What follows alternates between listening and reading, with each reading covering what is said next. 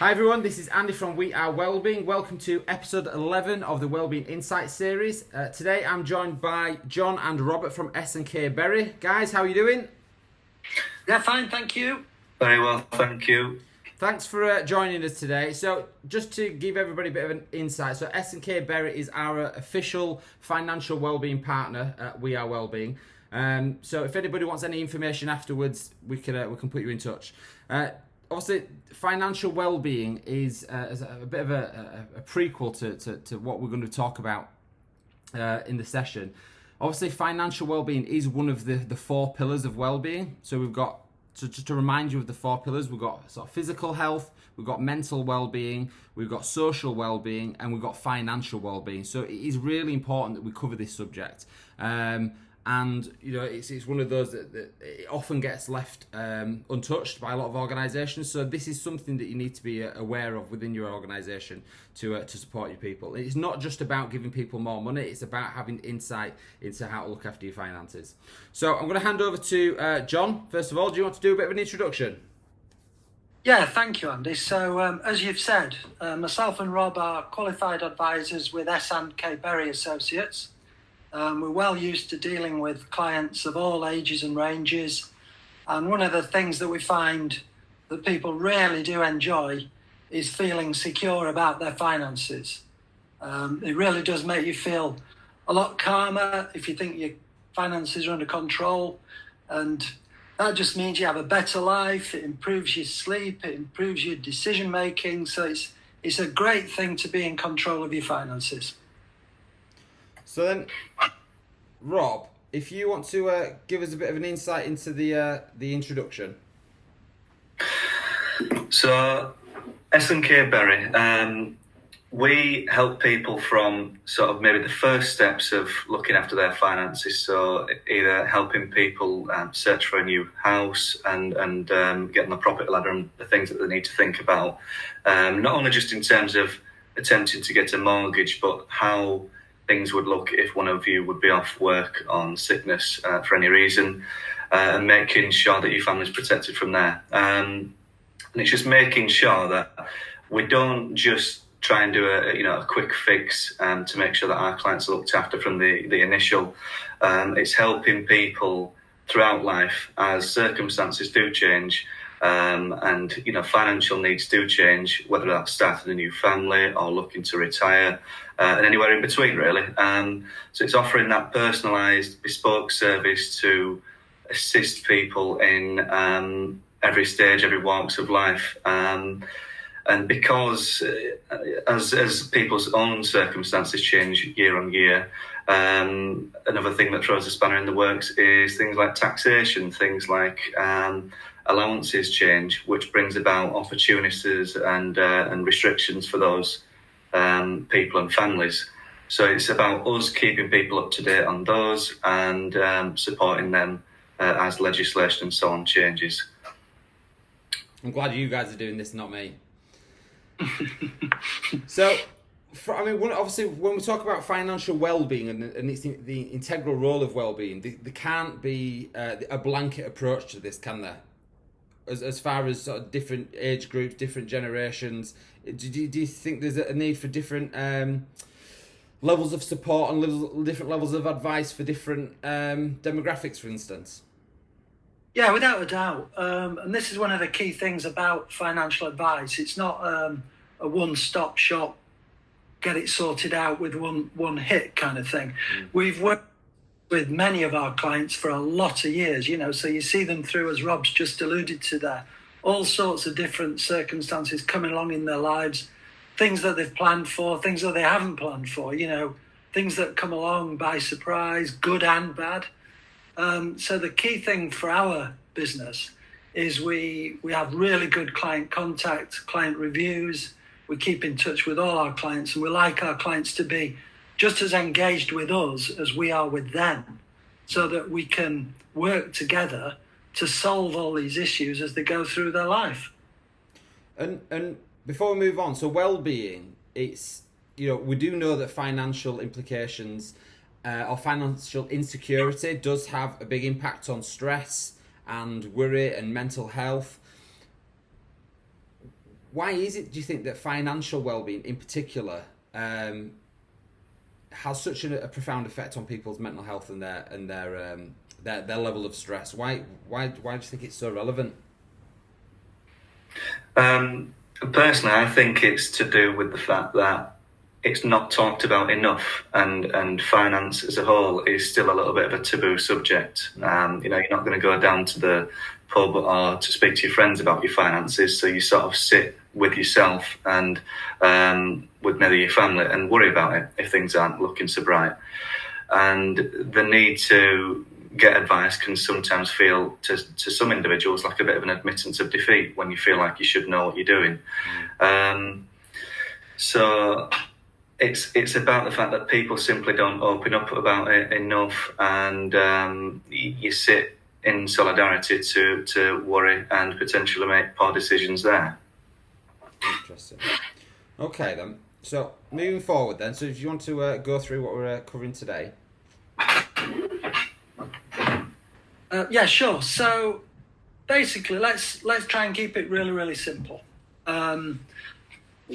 What you got to remember is me and Rob are experienced advisors, fully qualified, so all this trips off the tongue to us. But what we find is much easier to do is just really go back to basics and just keep things as simple as possible. So when we're talking to any client, whether it's an experienced person, wealthy, or someone starting out on at the beginning of the journey, we pretty much ask the same questions. And it's obvious things like people sometimes don't actually know how much they earn. They don't know how much they spend. So it's bringing it back to the very, very basic things, such as if you're spending more than you're earning, then you're going to go into debt, unfortunately. So just getting that very simple principle right from the word go and building good habits right from the start is a really good thing to do. Having savings, it's like any journey. You're not going to go straight from A to Z. You've got to gradually work through and build things up. So the main things we want to concentrate on with people are that they've got the emergency side of things covered off. So we would call that short-term savings. And we're speaking at a very relevant time where maybe some people have found themselves out of work or on reduced income. So they might need some money that they have to fall back on. If they've got an emergency fund there, then happy days. They've got some breathing space. Keeping your debt under control. Again, we'll talk later on in the session about good debt and bad debt kind of thing. Because, realistically, a lot of homeowners are going to have a mortgage, for example. Having a plan is a great thing that we help people with as well. Having a track to run on, you might call it. And then as you revisit that plan during your regular reviews, you can make changes to the plan. So, we got lots. We've picked up lots of hints and tips over the years, and I'm older than Rob here, so I've seen a lot over the years, but I can still learn things off my younger colleagues and off my younger clients. So we pick up handy hints and tips along the way as well.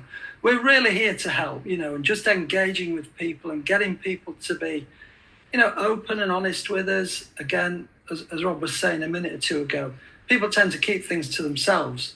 And, I've got clients that I've worked with for many, many years who still tell me things that they've never felt comfortable telling me before. But the more you get to know somebody, the more the information comes out, and then the more you can help people. So, in summary, what I would say, it's about keeping it simple. We're not going to go down the road of making it a complex. Just do the basics. That's what it's all about. It's funny. So as you're talking through those, John, I'm thinking that that's very similar to the approach a lot of people take with their own mental health. That it's not easy to open up about it. As you grow in confidence and feel more comfortable speaking to somebody, you might disclose a little bit more. So it's interesting that actually the mental health and mental well-being and financial well-being, they are really, really quite closely joined together. 100%. Yeah. Rob, what do you think? Yeah, like I said about this sort of taboo subject. It's again the ability to open up and speak to people about things that you wouldn't do normally. But just to echo what John said, it's about having as much as we can say, everyone needs this bespoke and this advice, because no two people are the same. But there are some very, very basic things that you can work out where you're at just by knowing how much is coming in and how much is going out. So and it's at that point, obviously, if you're having a little bit more coming in than going out, then where do you start saving that? And just on some of the basics there, just on knowing what's coming in, it's important to know what your net position is at the end of the month, which is after your tax has been paid, after your national insurance has been paid. If you're paying into a pension, it's after your pension's been paid. And a lot of people, for my generation, certainly, it's knowing how much is left after that all-important student loans coming out as well, because that is effectively like an additional tax. So it's worthwhile knowing what your result is at the end of the month. And from there, I personally, I'm maybe a little bit OTT with this type of stuff, but I have a little spreadsheet which has all of my bills on. I'm not suggesting for 1 minute that anyone does this, because I'm a bit of a stickler for interest rates and all that sorts of lovely stuff, which I'm sure everyone's really keen on. But for me, a spreadsheet works for me, knowing what bills I've got, having a look at my bank's direct debits, just to get a rough take on what goes out. And I think one of the important things to know is if you've got any annual costs or sort of memberships or things like that are paid at different times of the year, try and work them into your budget and seeing what's there. So one for example, you often get offered a reduction in your premiums for your insurances if you pay them annually as opposed to monthly.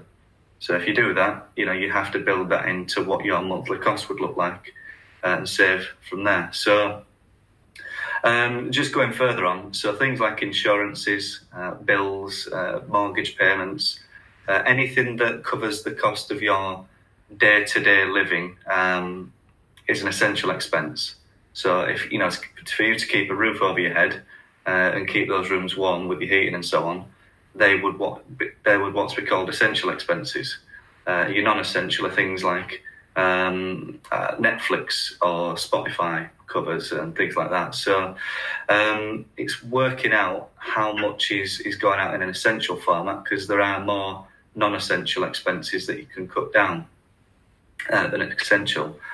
And then, as it says, you can make expenses, put those on stop based on if you're not too bothered for Netflix or Spotify, and make savings elsewhere if you are really quite close to the bone with what's coming in as opposed to what's going out.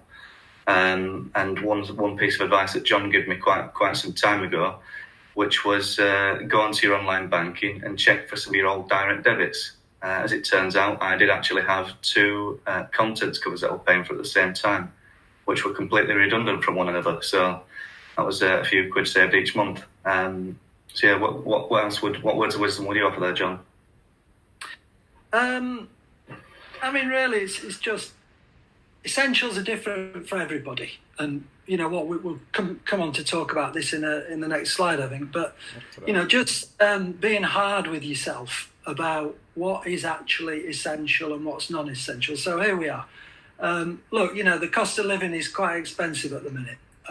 It really is. I get that, but we've got to manage it as best we can. So do the right thing. We've got the first one there is rent or mortgage. The roof over your head is probably the most important thing. At the moment, we've got the lowest interest rates we've had for, I don't know how many years it is, probably hundreds. So mortgage rates are very, very, very low at the moment, and there's some great deals to be had. Hop around, see if you can get a better mortgage deal, for example. It goes without saying about things like utilities, so that's your gas, your electricity, your water, your phone, mobile phone, landline. There's that many comparison sites now. It's very, very easy to get the best deal out there. Don't be afraid to switch. We're encouraged to switch. But one of the things about the great British population is we're what's called gripped by inertia. You know, it's easier to do nothing and just keep spending the money than try and, save a few quid every month and put that on the non-essential side of the table there. So I won't go through everyone. We all know what our essentials are, but keep them under review and make sure you do the right thing. Because if you've got all those sorted out, then again, it's back to the whole well-being thing, you know, peace of mind. I know that I've got my mortgage sorted out, my bank account sorted out, my pension sorted out, all that's sorted. So now I can concentrate on the lovely stuff, which is holidays when we can, going out when we can. All of these are when we can, aren't they? So you're not doing any of that at the moment then? Are we really? We're not allowed. Actually, what I'm finding, Andy, is I can go out but not spend any money. So it's even better, isn't it? Exactly. Well, I think this is it. I think in lockdown, a lot of people are realising the benefits of the free things in life. Yeah. Which, you know, you can go out, you can enjoy yourself. It doesn't have to be spend to enjoy yourself and have a good standard. Yeah, that's right. It's interesting. I just mention this. I mean, I'm conscious that this lockdown thing might be temporary, so it's not going to be forever. But during lockdown, it's interesting. I've got Sky Sport. I didn't know that they were allowing you to suspend your monthly payment for Sky Sports because clearly they're not showing any sport content. So it's a fair thing to do. It's a reasonable thing to do. So quick Google search. All you have to do is go into your Sky account, press a button, and they give you 2 months free, effectively. Sky Sports is not cheap. No. Yeah, I wanted to get Sky Sports, but the wife wouldn't let me. Yeah, there you go. So just being aware of things like that, I was not aware. So just keep your eyes and ears open, and if there's something going for nothing, going begging for free, well, you know, have it. These corporations are massive. They're still making multi-billion-pound profits. Don't worry about their pockets. Worry about your own. That's the key thing. Good shout. So, Rob, do you want to start on this one? Yeah, so you've got different types of savings. You've got short, medium and long term, and they're all sort of there to do different things. So what a lot of people have found at the moment is they might have had to dip into some short-term savings, especially if you've been hit with furlough and you've got reduced income coming into the house. You might have had to top your outgoings up by how much you had in the bank. And that is what you'd describe as a short-term, or what John said earlier, is an emergency fund. And you typically have an emergency fund there to make sure that, as it says, you know, you can cover unforeseen events. And I think we can all safely say that this was relatively unseen. So the impacts of obviously what's happened with this outbreak have meant that people have had reduced incomings, and obviously in some respects people have been spending less because you really can't. There's not a great deal to be spending your money on other than your essentials. But your short-term holdings for anything like even if you were to lose your job on the back of this, or if you were to be made redundant, or even if you're ill over the short term. So your short term should be held in something like a current account, something that you can access relatively easily, that you can just tap a card and basically access to that money. So very liquid. Medium term is for things like large events, so maybe getting married or a big birthday, maybe a 40th, 50th, 60th, whatever it might be, and obviously having children as well, because they are money pits. So it's just making sure that you've got something there which will grow over that time, and make sure that it will cover off something that you've got at a point in time that you know that you're going to have to pay for. So it might even be a son or daughter's wedding, anything like that. So it's just making sure that you've got something there to cover that off.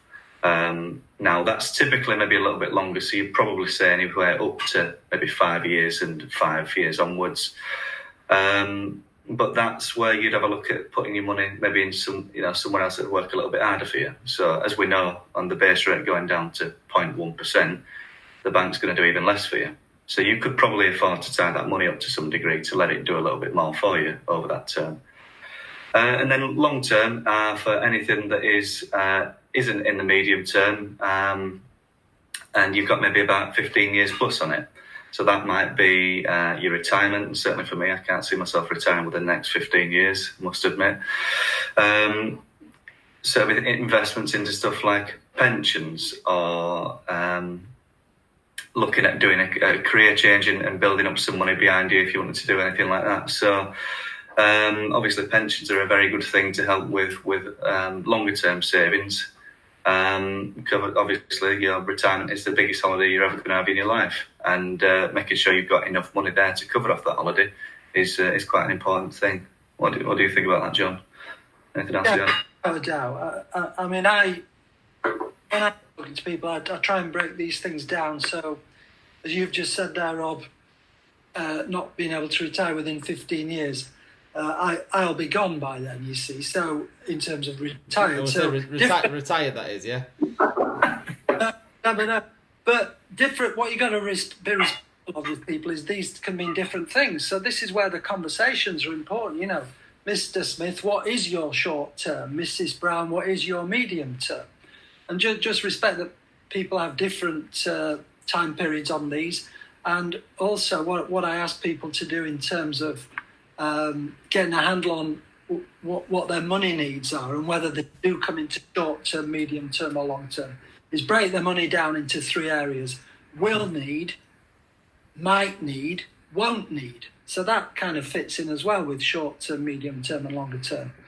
So, yeah, you know, Rob says, getting all these things covered off, again, it all comes back to having that peace of mind, doesn't it? You've got these things sorted and you're not worrying about paying for 20 years' time or whatever. You know, you're giving yourself 3 years to get the savings made. Same with your retirement. Don't let it creep up on you without thinking, oh, if I'd have done this 15 years ago, I might only have needed to put a couple of £100 a month away. Now I'm finding myself having to try and find £1,000 a month or whatever just to give myself half a chance. So being on top of these things and planning them well in advance in conjunction with your advisor helps you to just feel a little calmer about the whole thing. Know it's under control.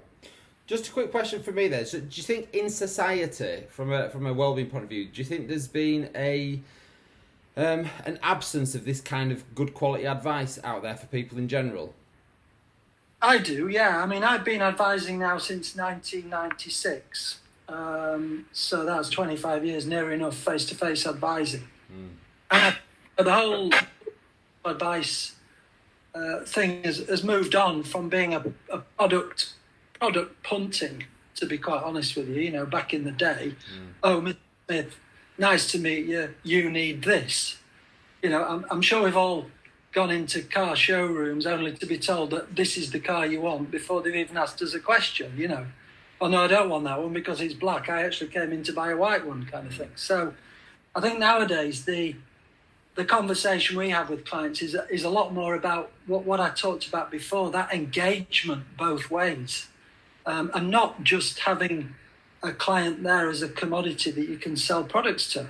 You know, it's someone that you can help and work with and help them to flourish, not just in terms of building their financial well-being, but also in terms of, as I keep saying, making them just feel better in themselves, that part of their life is sorted. So, yeah, the relationship, and certainly where we are, you know, we're very big on forming that client relationship. So, yeah, it has changed, without a doubt, yeah. Brilliant. For the better. Yeah, without a doubt, yeah. Okay. Rob, do you want to start on this one? Yeah, so I find debt is actually quite an interesting way of making savings if it's managed properly. So managing debt is extremely important in not only where you are now, but where you're going to be. So in my mind, you've got some good debt and you've got some bad debt. So expensive debt, as you would imagine, is bad debt sometimes.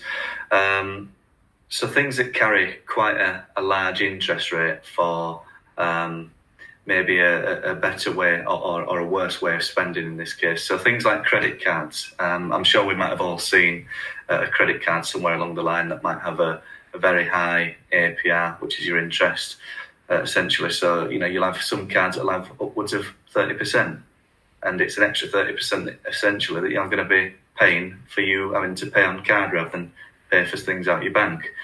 Car loans are a big one because if you wanted to take a car out on finance, you're probably going to be paying way above and beyond what you'd end up with an interest rate in the bank. So it's about how you see yourself being able to pay that off. And if you've got something like a PCP, which is your part payment, and you've got the balloon payment for a car, what's your plan to pay that off? Are you going to trade the car in? What are you going to do? What are you going to do if the car's not worth enough to trade it back in?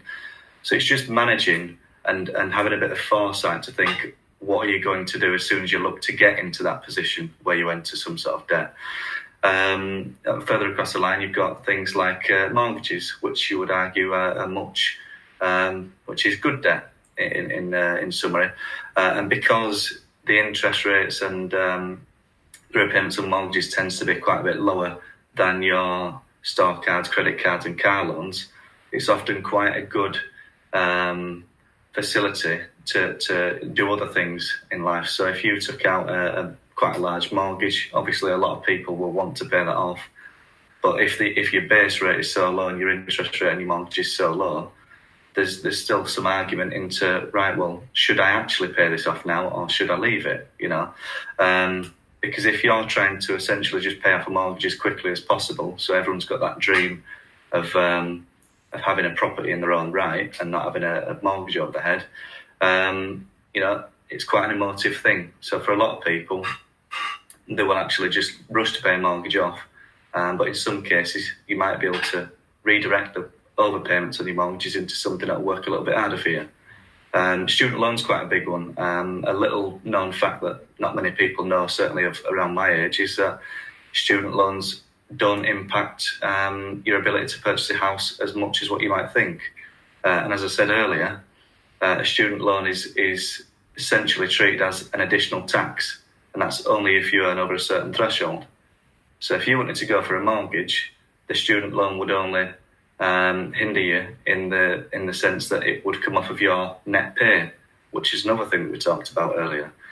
So it's just understanding what the debt is there to do in it, how it adversely impacts you, because whichever way you look at it, mortgages and store cards, credit cards, car loans, they're all things that sort of hang around your neck in terms of, yes, you will have to pay that off at some stage, but it's understanding what it's there to do and how it works for you. So sometimes you can let debt and certainly mortgages work a little bit harder for you. And then just to avoid things like credit cards and using store cards, simply try, if you've got a good saving and spending regime already, you can simply just use your debit card. So then you never actually end up in a position where you're having to use credit cards or anything like that. So for yourself that you've got that peace of mind knowing that you're not in that debt position, in the sort of using credit cards and things. And then obviously just making sure that if you do envisage yourself going overdrawn, and you can work out at what point in time that is, use an arranged overdraft rather than simply let yourself go into the red, because it would end up being more expensive allowing yourself to go overdrawn if you don't arrange an overdraft with your bank in advance of that. So it's just understanding what you need to purchase, what your expenditure is, and trying to use debit rather than credit cards, and then have a look at your monthly statements to see what's going out and what's coming in, and which all develops back to that point of knowing when and how much is going to be leaving your account, and knowing how much is going to be coming in at the net position once once the tax and everything's taken off. So what else would you add to that, John?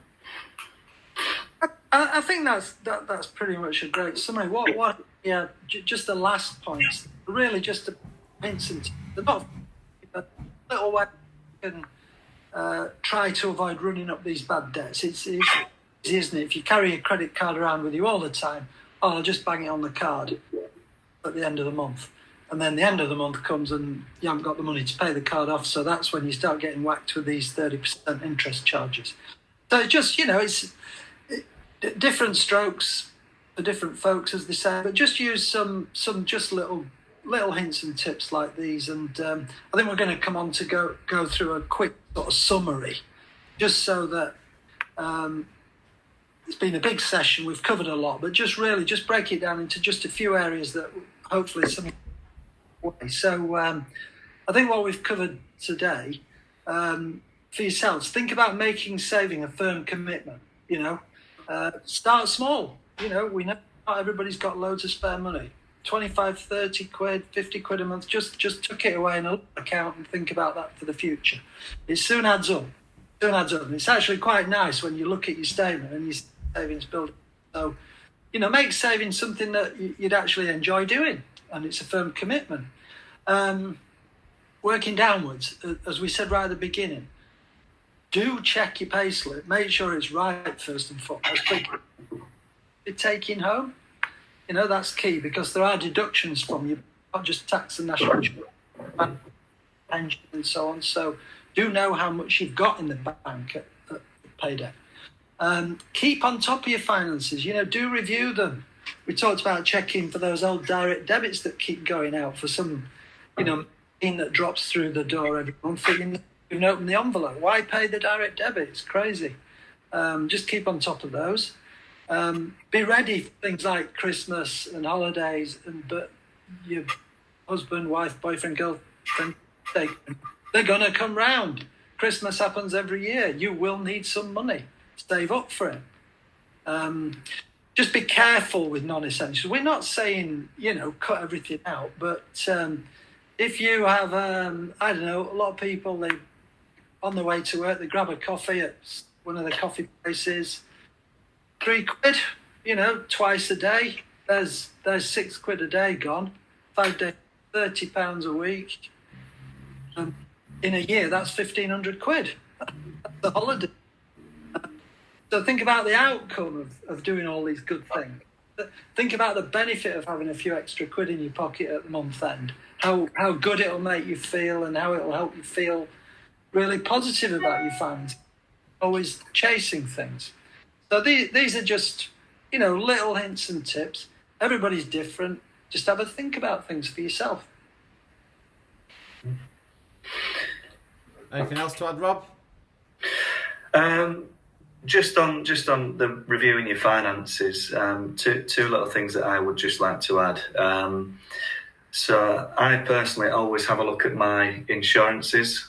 So for things like car insurance, because I think a lot of us can quite agree that if you're having a look at your car insurance and you haven't had a look at it for, say, 5 years, there is a likelihood that if you went back to the market and had a look at, I don't know, if you go compare or have a little chat with them meerkats, they might be able to, save you a few quid by simply switching a policy, switching a provider. And as John said earlier, we are a nation of individuals that don't necessarily like to make changes. But if you have a look at how much you could end up saving, and if you want to make the change for the better and have a look at what the outcome might be, a good place to start is shopping around for some different deals. And not only in what you can save, but have a look at some of the different banks and building societies out there. There are some good accounts which will do a very similar thing to your existing account, if it's a current account, that might give you a little bit more interest. So if you get something that pays you, I don't know, maybe a couple of % interest over the year, a little bit more, then it can mean you might have, again, one of them non-essential bills essentially for free.